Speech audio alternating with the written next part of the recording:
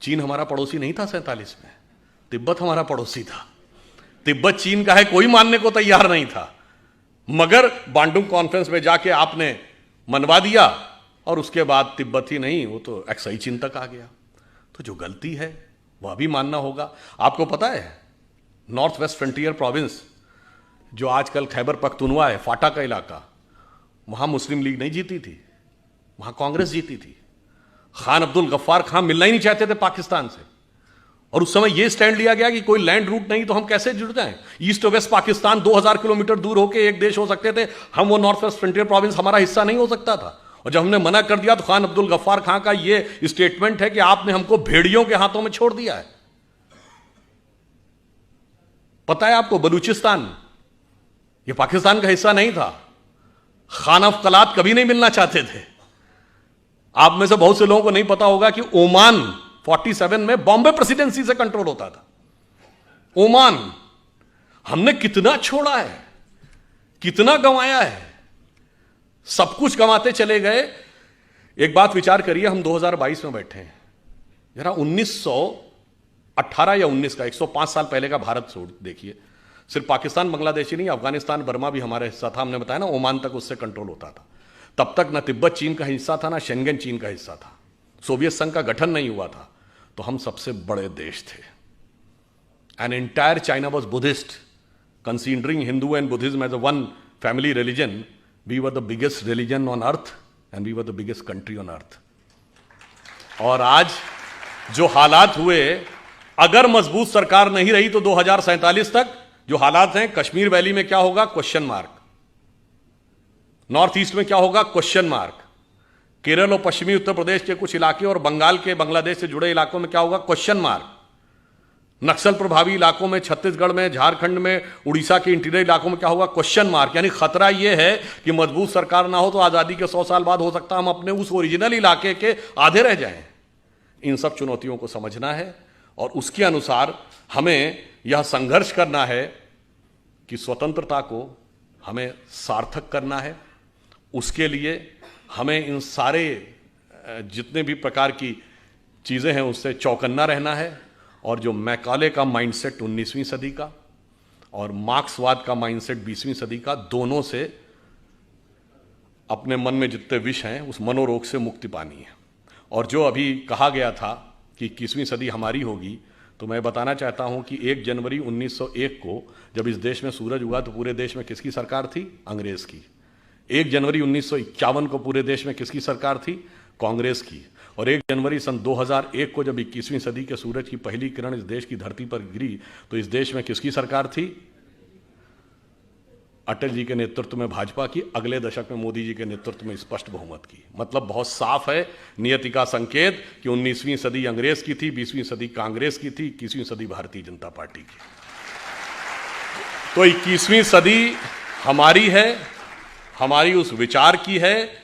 इसलिए अब हम आगे बढ़ें और मन में यह पूरा कॉन्फिडेंस रखें कि अगला वक्त हमारा ही आने वाला है। और ये सिर्फ देश के अंदर नहीं, बस एक पंक्ति कहकर बात समाप्त करता हूं। देखिए, दुनिया का आप पूरा देख लीजिए। एक दौर में 2500 साल पहले हम दुनिया के पावर सेंटर थे, economic, intellectual and military power centre.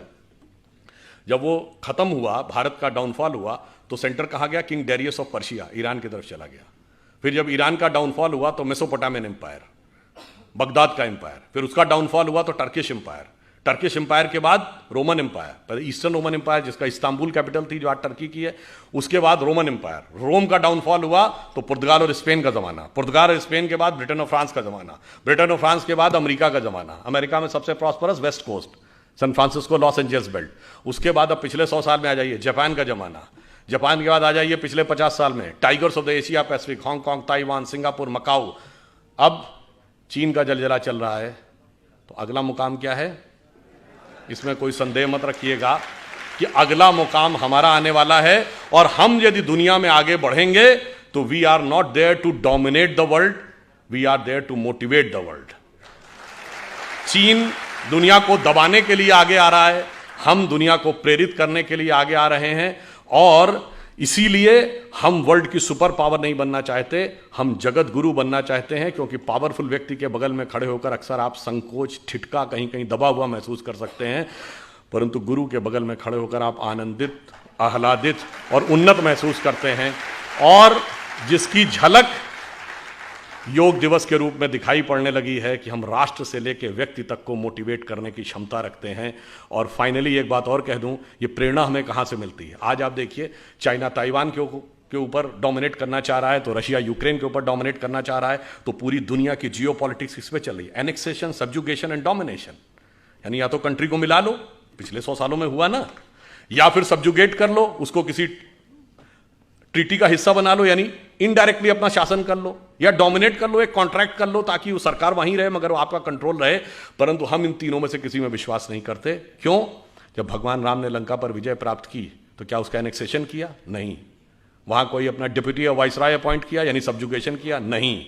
वहां से कोई कॉन्ट्रैक्ट साइन कराया, यानी डोमिनेशन किया? नहीं। मूल्यों को स्थापित किया और सह अस्तित्व का विचार दिया। इसीलिए we are the only country in the world we never went for invasion, and if somebody consider Hinduism as a religion, we never went for conversion, because we are having no concept of conversion. और पूरी दुनिया में आग लगी हुई है इसी वजह से। इसलिए अगर 21वीं सदी में विश्व का उदय होना है तो वो सिर्फ हम ही दे सकते हैं, और हमारे अंदर ही वो क्षमता है। अटल जी की कविता की यह पंक्ति, उस विचार जिसे सांप्रदायिक कह के बहुत लांछित किया जाता है, वो सिर्फ हमारी उन्नति के लिए अमृतकाल जरूरी नहीं है। जब 2047 में हम उस पीक के ऊपर बैठे होंगे, उस समय हम दुनिया को क्या दे रहे होंगे? उनकी प्रख्यात कविता जो पुराने लोगों को याद होगी, हिंदू तन मन हिंदू जीवन, रग रग हिंदू मेरा परिचय। तो उन्होंने कहा था कि होकर स्वतंत्र मैंने कब चाहा मैं कर लूं जग को गुलाम, मैंने तो सदा सिखाया है करना अपने मन को गुलाम। गोपाल राम के नामों पर कब मैंने अत्याचार किया, कब दुनिया को हिंदू करने घर घर में नरसंहार किया। कोई बतलाए काबुल में जाकर कितनी मस्जिद तोड़ी, भूभाग नहीं शत शत मानव के हृदय जीतने का निश्चय। हिंदू तन मन हिंदू जीवन, रग रग हिंदू मेरा परिचय। और फाइनली एक कॉन्सेप्ट अपने दिमाग से पूरी तरह निकालना पड़ेगा। ये जो हमसे कहा गया ना, हम वो देश थे जो आके सेटल होते गए तो लोग बसते चले गए।